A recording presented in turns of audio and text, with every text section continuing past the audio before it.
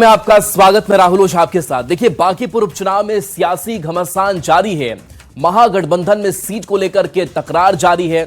RJD ने Bankipur seat पर दावा कर दिया है। आरजेडी के मृत्युंजय तिवारी ने बड़ा बयान दे दिया। बांकीपुर से आरजेडी अपना उम्मीदवार देगा। 2025 में भी आरजेडी ने यहां से उम्मीदवार दिया था। आरजेडी सबसे मजबूत और ताकतवर पार्टी, ये मृत्युंजय तिवारी का बयान सामने आया है। तो देखिए, हालांकि जो ये बांकीपुर की सीट है वो बीजेपी का अपना गढ़ रहा। लगातार नितिन नवीन कई टर्म से वहां से जीतते रहे। हालांकि इस बार राज्यसभा और फिर अभी राष्ट्रीय अध्यक्ष की जिम्मेदारी बीजेपी में संभाल रहे हैं। ये सीट खाली है और इस सीट पर उपचुनाव का ऐलान किया गया है और ऐसे में आरजेडी ने भी अपना दावा ठोक दिया है। पटना के बांकीपुर सीट पर जो विधानसभा का उपचुनाव होना है 30 तारीख को, इस पर राष्ट्रीय जनता दल अपना उम्मीदवार देगी। राष्ट्रीय जनता दल के उम्मीदवार 2025 के विधानसभा चुनाव में भी 44,000 लगभग वोट लाए थे। मुख्य विपक्षी दल है, धरातल पर सबसे मजबूत बड़ी पार्टी राष्ट्रीय जनता दल है। बाकी फैसला नेतृत्व को करना है, लेकिन ये तय है कि विधानसभा का जो उपचुनाव हो रहा है बांकीपुर में, उसमें राष्ट्रीय जनता दल के उम्मीदवार होंगे। इसमें कहीं कोई शक शंका नहीं है। इधर आरजेडी की दावेदारी के बीच कांग्रेस ने भी बांकीपुर पर सीट पर दावा ठोक दिया है। साथ ही आरजेडी के दावे पर सवाल भी खड़े कर दिए हैं। कांग्रेस के प्रवक्ता असित नाथ तिवारी ने कहा कि बांकीपुर कांग्रेस की पारंपरिक सीट रही है, इसलिए कांग्रेस का दावा ज्यादा मजबूत है। जो दल बिना बात किए दावा करे वो गठबंधन का हिस्सा नहीं हो सकता। कांग्रेस ऐसे दलों की बात मानने को मजबूर नहीं है। बांकीपुर सीट पर कांग्रेस का दावा सबसे मजबूत बनता है। बांकीपुर सीट कांग्रेस की पारंपरिक सीट रही है, इसलिए इंडिया गठबंधन के जो तमाम दल हैं, सहयोगी दल हैं, उन्हें इस पर निर्णय लेना है। हमें अकेले निर्णय नहीं लेना है। और अगर इंडिया गठबंधन का कोई दल बिना सहयोगी दलों से बातचीत किए उस पर अपना दावा कर रहा है या अपने उम्मीदवार की घोषणा कर रहा है, इसका मतलब है कि वो इंडिया गठबंधन से अलग है, वो बाकी दलों को महत्व नहीं दे रहा है। तो हम वैसे किसी सहयोगी को महत्व देने के लिए विवश नहीं है, मजबूर नहीं है। वहां हमारी मजबूत दावेदारी है। तो बांकीपुर विधानसभा उपचुनाव को लेकर विपक्षी दलों में सिरफुटव्वल शुरू हो गया है। जिस कांग्रेस के नेता कल तक प्रशांत किशोर को समर्थन देने की वकालत कर रहे थे, उसी कांग्रेस ने अब अपना उम्मीदवार उतारने की बात कह रही है। तो सहयोगी आरजेडी भी ताल ठोक रहा है। ऐसे में चुनाव से पहले ही कांग्रेस आरजेडी में भिड़ंत पर एनडीए नेताओं ने जोरदार पलटवार किया है। बीजेपी और जेडीयू के नेताओं ने कहा है कि विपक्ष की लड़ाई एनडीए से नहीं है, बल्कि उनकी आपस में ही लड़ाई है और ऐसे में बिखरे विपक्ष पर जनता कभी भरोसा नहीं करेगी, एनडीए को ही अपना समर्थन देगी। में विपक्ष की लड़ाई भाजपा से नहीं, आपस में है। जन सुराज अलग उम्मीदवार उतार रहा है, राजद अलग दावा कर रहा है और कांग्रेस भी मैदान में उतरने की बात कर रही है। जिस महागठबंधन में नेता, नीति और नियत पर ही सहमति नहीं है, वह भाजपा को क्या चुनौती देगा? चाहे वो तेजस्वी यादव हो या कांग्रेस हो। तेजस्वी यादव तो यूरोप के यात्रा पे चले गए और कांग्रेस पार्टी तो पहले से ही बिखरी हुई है। दोनों में सिर्फ फिटौवल चल रहा है। और रवि एस नारायण हमारे साथ जुड़े हैं, न्यूज 18 संवाददाता। रवि, जिस तरीके से 2025 के भी चुनाव में हमने देखा महागठबंधन के अंदर सीट फुटोवल किस तरीके का रहा और हश्र कांग्रेस और आरजेडी दोनों पार्टियों का कैसा रहा, ये सब ने देखा। फिर से इस उपचुनाव में भी वही हाल, वही नजारा इन पार्टियों को लेकर के देखने को मिल रहा है। आरजेडी का अपना दावा, कांग्रेस का अपना दावा, दोनों अपने अपने प्रत्याशी उतारने की बात कह रहे हैं, अपने दावे ठोक रहे हैं। इन सबके बीच इस उपचुनाव को कैसे देखा जाए?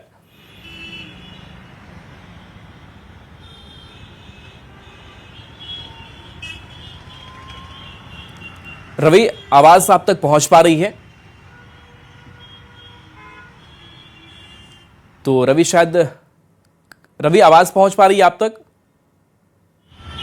एक बार फिर से सवाल दोहराएंगे? जी रवि, कांग्रेस की तरफ से अपने दावे किए गए हैं कि पारंपरिक सीट हमारी रही है।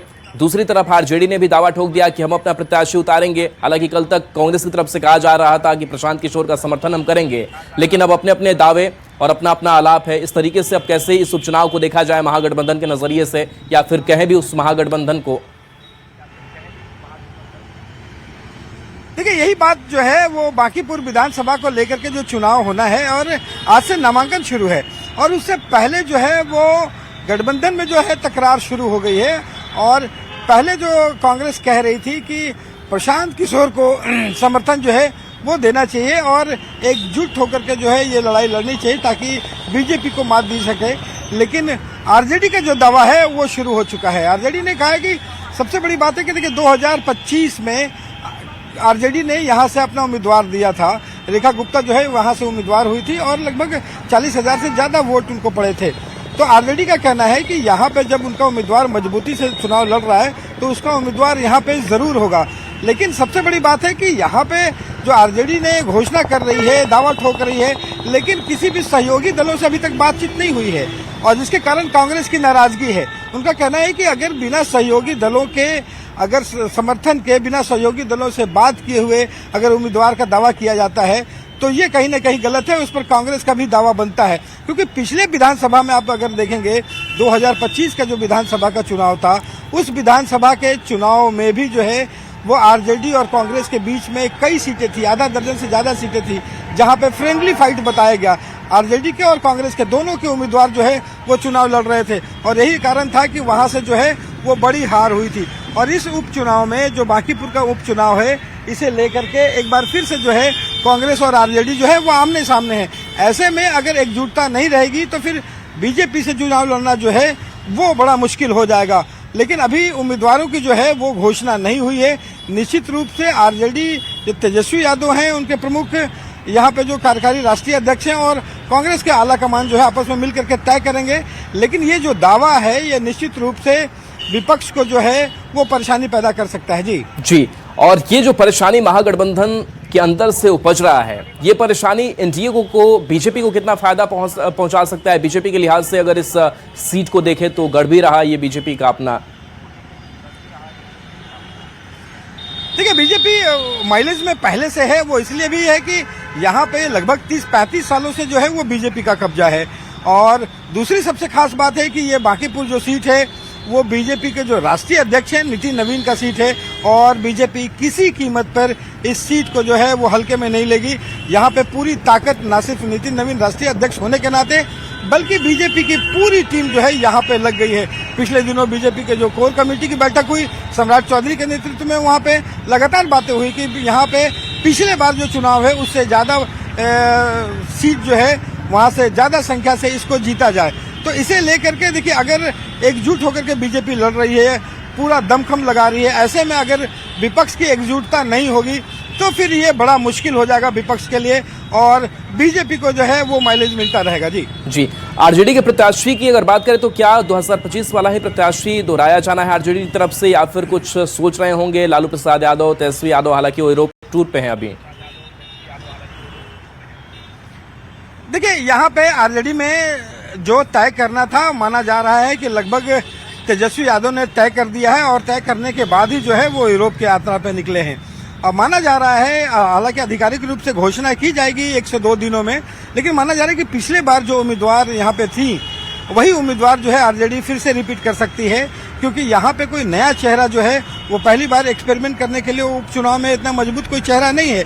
पिछली बार जो उन्होंने 2025 के जो विधानसभा में जो उम्मीदवार यहाँ से लड़ी थी उन्हें काफी अच्छा बहुमत मिला था। हालांकि लगभग 50,000 से ज्यादा मतों से वो हारी थी, लेकिन 40,000 से ज्यादा वोट भी आए थे। तो एक तरीके से कहा जाए तो यहाँ पे आरजेडी अपने पुराने उम्मीदवार को ही फिर से रिपीट करती हुई दिखाई पड़ेगी।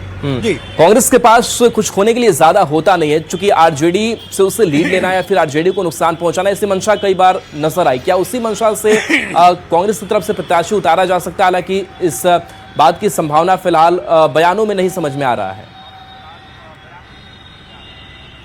देखिए, कांग्रेस के साथ मुश्किल ये है कि यहाँ पे अगर बांकीपुर की अगर उपचुनाव को देखें तो यहाँ पे कोई बड़ा चेहरा नहीं है, लेकिन कांग्रेस को हमेशा इस बात को खलती है कि वहाँ पे कोई भी सीट पे जब चुनाव होता है और वहाँ पे जब उम्मीदवारी की बात आती है तो आरजेडी जो है अपने तरफ से उम्मीदवार खड़ा करता है, इससे पहले दावा ठोकना शुरू करता है और गठबंधन से जो है वो बातचीत नहीं होती है। ये कांग्रेस के तरफ से भी लगातार आरोप लगाए जा रहे हैं। विधानसभा में भी यही कई जगहों पर हुआ और ये उपचुनाव में कांग्रेस का कहना है कि अगर उन्हें उम्मीदवार उतारना है या फिर गठबंधन का एक उम्मीदवार हो, तो उससे पहले बैठकर बातचीत हो कि आखिर कौन उम्मीदवार होगा। तो यहाँ पे इसी कारण जो है कांग्रेस भी जो है वो अपना दावा ठोक रही है, लेकिन ये आपसी जो तकरार है वो इस चुनाव में मुश्किल में डाल सकता है गठबंधन को। जी, प्रशांत किशोर की भी एंट्री है। ये लड़ाई हम सीधे बीजेपी वर्सेस आरजेडी माने या फिर त्रिकोणीय लड़ाई की भी तस्वीर निकलकर सामने आ सकती है? देखिए, पिछले नतीजों को अगर देखें तो यहाँ पे एक तरफा जो जीत है वो हुई थी और यहाँ पे विपक्ष के लिए बहुत मुश्किल है। बांकीपुर जो सीट है वो लगातार नितिन नवीन यहाँ से रहे हैं, उनके पिता यहाँ से विधायक रहे हैं। हालांकि एंटी इनकम्बेंसी की बात कही जाती है, लेकिन जिस तरीके से नितिन नवीन ने यहाँ पर अपने संगठन को मजबूत किया है, जैसे लोगों के बीच जो घूमा है, उससे उनको हमेशा मजबूती रही है। ऐसे में प्रशांत किशोर ने ऐलान करके निश्चित रूप से इस पूरे चुनाव को त्रिकोणीय बनाया है। प्रशांत किशोर ये चाह रहे थे कि गठबंधन जो है वो अगर उसका समर्थन मिले तो ये जीत जो है वो कांटे की बन सकती है, क्लोज फाइट हो सकता है। लेकिन अगर प्रशांत किशोर यहाँ से अगर लड़ते हैं और साथ में कांग्रेस आरजेडी अगर यहाँ से उम्मीदवार देती है, फिर मुश्किल हो जाएगी प्रशांत किशोर के लिए, क्योंकि यहाँ पे जो सामाजिक समीकरण है बांकीपुर में, वहाँ पे जिस तरह से कायसों का यहाँ पे वोट बैंक है, ब्राह्मण का जो वोट बैंक है, स्वर्ण का जो वोट बैंक है, इसी बिना पे जो है प्रशांत किशोर यहाँ पे लग रहा था कि अगर गठबंधन का साथ मिलता है तो अति पिछड़ों को वोट मिलेगा और अच्छी जीत हासिल करने के करीब हो सकते हैं। लेकिन अगर गठबंधन की तरफ से उम्मीदवार दिया जाता है तो फिर ये मुकाबला त्रिकोणीय होगा और बड़ा मजबूत होगा। जी, चलिए, बहुत बहुत शुक्रिया रवि इस अपडेट के लिए आपका। चलिए बढ़ते आगे, बात करते हैं सीएम